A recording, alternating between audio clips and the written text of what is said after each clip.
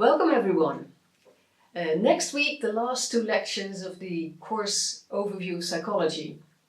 And next week we'll take the perspective of a clinical psychologist. We will discuss two chapters which are both focused on abnormal behavior.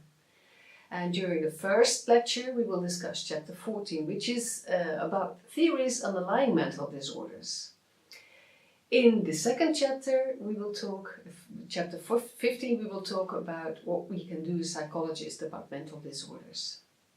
And in the video that we're going to watch, we'll see Stephen Fry, whom you may know because he's quite a well-known British comedian and also a writer. He just published a best-selling book, Mythos, about the Greek mythology. And like many people, Stephen Fry has been suffering from a psychological disorder. In his case, manic depression. So manic depression is a type of mood disorder that is characterized by an alternation between very low periods, so depressive periods, and very high manic periods, during which people with manic depression often feel like they're on top of the world and they're very overly confident, etc.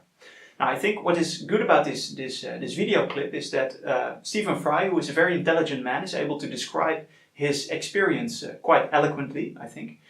And you will also see that even though he is suffering from quite a severe psychological disorder, manic depression is a severe disorder with a severe, significant impact also on your daily life, right? By definition, a psychological disorder negatively impacts your daily life.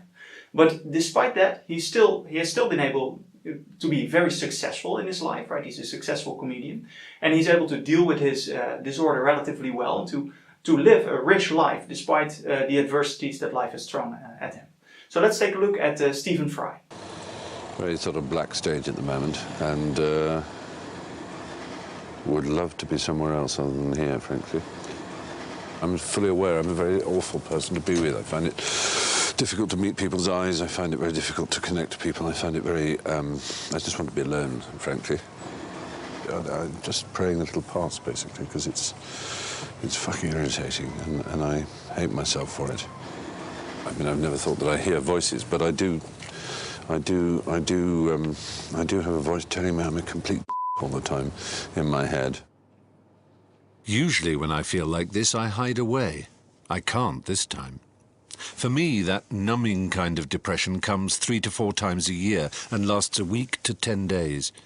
I spend the time in the house, staring at the ceiling. Severe mood swings are still a central feature of Stephen Fry's life.